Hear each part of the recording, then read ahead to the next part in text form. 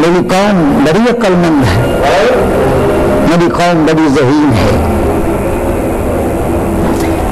فرمایا عالم رؤیا میں بھی جب تم اپنے آپ کو دیکھتے ہو نا خواب میں، آپ اڑ رہے ہیں، نیچے جو ہے وہ دریا بہ رہا ہے اور آپ اوپر سے اڑ رہے ہیں، ایمان سے کہو جب خواب میں اپنے آپ کو اڑتا دیکھتے ہو تو کس کو دیکھتے ہو؟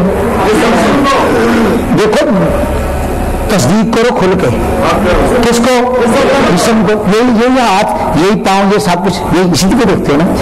تو اس وقت خواجہ صاحب فرمانے لگے کہ بات یہ ہے بیٹا کہ اس وقت روح کو جسم نے جذب کر لیا ہوا ہے، روح کو جسم نے جذب کر لیا ہوا۔ قاعدہ یہ ہے کہ جو شاید جس میں جذب ہو جائے، جذب ہونے والی شے نظر نہیں آتی، جس میں جذب ہو وہ نظر آتی ہے۔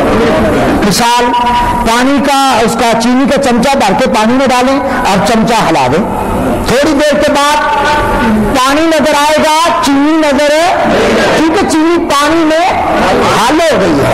تو چونکہ اس وقت ہمارے جسم نے ہماری روح کو اپنے اندر جذب کر لیا ہوا ہے، تو اس وقت ہم روح نہیں دیکھ سکتے، نہ دکھا سکتے ہیں، بلکہ اپنا جسم دکھا سکتے ہیں۔ کہنے کا یہ بات ٹھیک ہے۔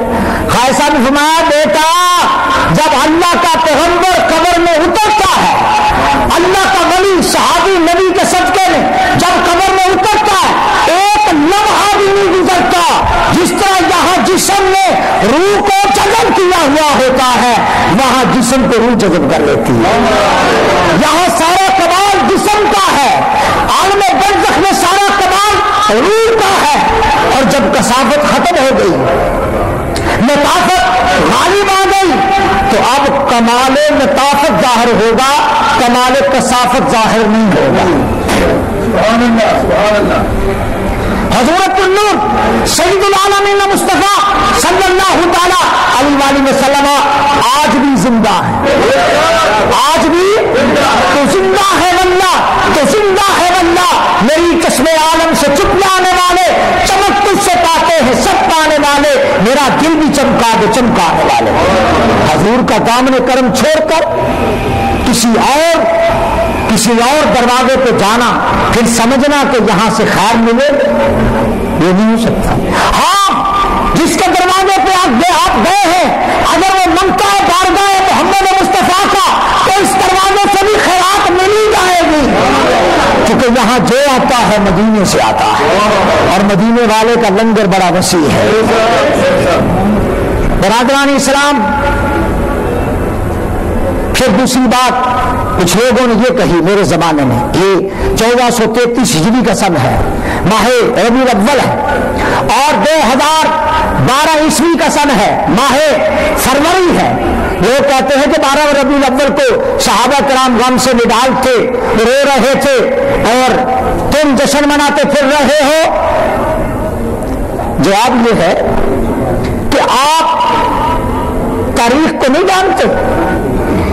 ارے 12 ربیع الاول 11 ہجری کو رسول اللہ نے وصال فرمایا، اور ہم 12 ربیع الاول سن 11 ہجری کو جشن نہیں منا رہے، خدا کی قسم ہم 12 ربیع الاول یکم عام الفیل کا جشن منا رہے ہیں۔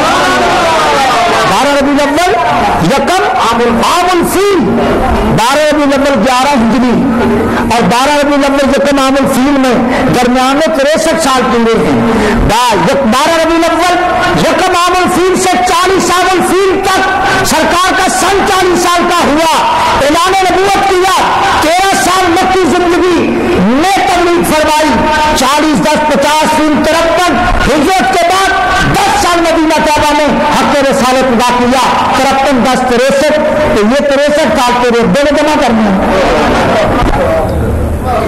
جشن میلاد پر اعتراض کرنے والوں کا محاسبہ میں کروں گا نا، اب ان پر دلائل کے تابڑتوڑ حملے اسد القادری کرے گا، انشاءاللہ ان کو ماننا پڑے گا۔ حق مذہب وہی ہے جس میں جشن میلاد منایا جاتا ہے۔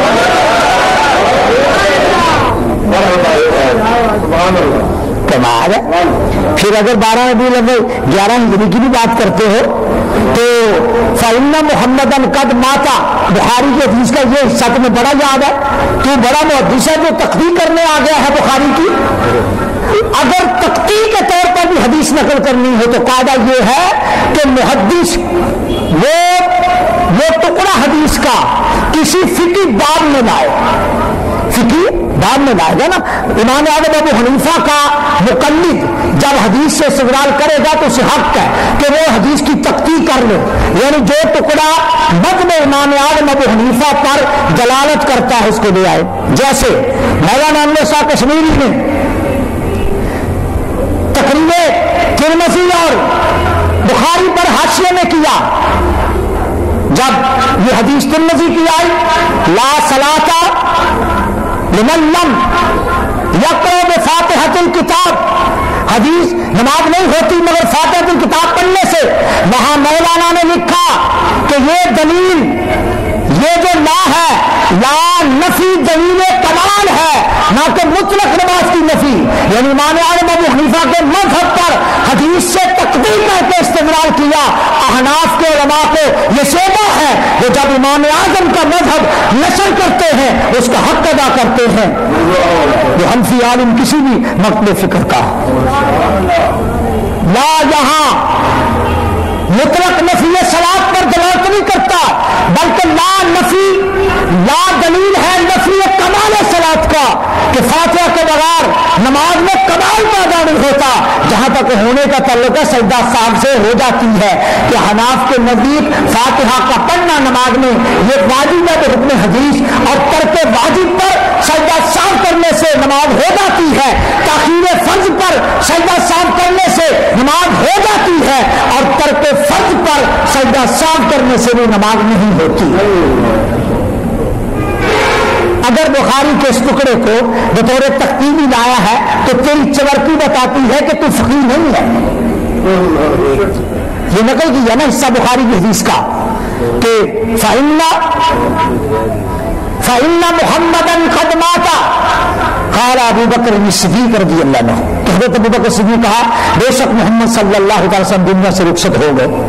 آمنا ہمارا عقیدہ نبی کریم علیہ السلام کو موت آئی، موت نہیں آتی تو اللہ کو نہیں آتی، باقی سب کو موت آتی ہے. موت نہیں آتی تو اللہ کو نہیں آتی، باقی سب کو موت آتی ہے.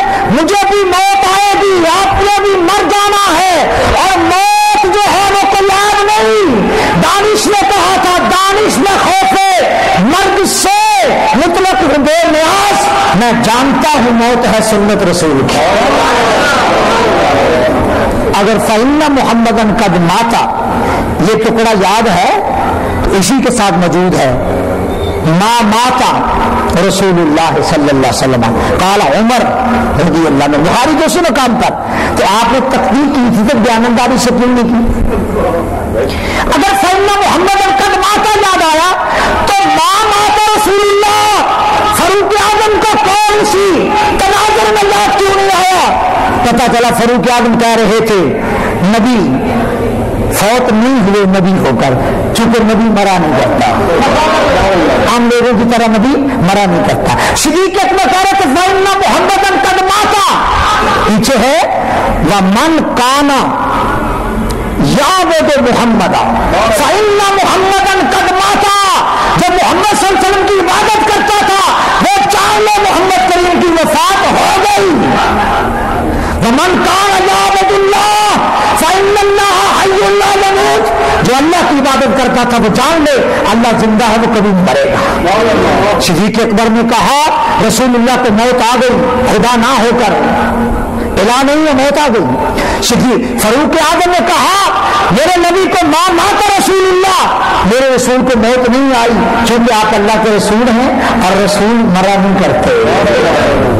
حکم خدا پورا ہوتا اس کے بعد وہ پھر زندہ، اللہ کا نبی زندہ ہوتا. اگر کوئی کہے کہ مولانا آپ کا استدلال حدیث کے ٹکڑوں کو ملا کر الفاظ اپنے لا رہے ہیں، تمہارے الفاظ کی کیا حیثیت ہے؟ صحیح حدیث لا رہا ہوں، صحیح حدیث لا رہا ہوں. میں نے ایک بار یہ کہیں بیان کیا، مکہ مشرفہ مدینہ طیبہ میں تھا، ایک عالم ربانی مجھے کہنے لگا کہ آپ یہاں کھڑے اس طرح مناجات کر رہے ہو جس طرح زندہ کے سامنے کیے جاتے ہیں. تو میں نے کہا میں اپنے نبی کو زندہ سمجھتا ہوں. مجھے کہتا کیف يمكن هذا؟ ان کا یا شیخ صالح عین يمكن هذا، كيف يمكن هذا؟ میں نے کہا عین يمكن هذا مطلب انك في الجواز هذا. میں نے کہا قال نبی صلی اللہ تعالی علیہ وسلم فنبی اللہ حی ویرزق، رواہ ابن ماجہ. اللہ کے نبی فرماتے ہیں اللہ کا نبی زندہ ہوتا ہے اور رزق دیا جاتا ہے. ہمارے نبی زندہ ہیں، ہم ان کا جشن میلاد منا رہے ہیں. ہم اپنے پیغمبر کو ایک لمحہ کے لیے بھی مردہ ماننے کو تیار ہیں. ہم خود مردہ ہوگا جو پیغمبر کو مردہ کہے. ہاں پھر تم باتیں کیوں نہیں کرتے؟ میں نے کہا پتر جو باتیں کرتے ہیں وہ بھی موجود ہیں، جو باتیں کرتے ہیں سرکار سے آج بھی وہ بھی موجود ہیں. اللہ تعالیٰ ہم سب کو جشن میلاد منانے کی توفیق عطا فرمائے، حدود شرعیہ کے اندر رہ کر، حدود شرعیہ کے اندر رہ کر نماز کی پابندی کی توفیق عطا فرمائے، علماء کا ادب احترام کرنے کی توفیق عطا فرمائے، اور اللہ ہم سب کو وحدت امت کے لیے کام کرنے کی توفیق عطا فرمائے. وآخر دعوانا الحمد للہ رب العالمین.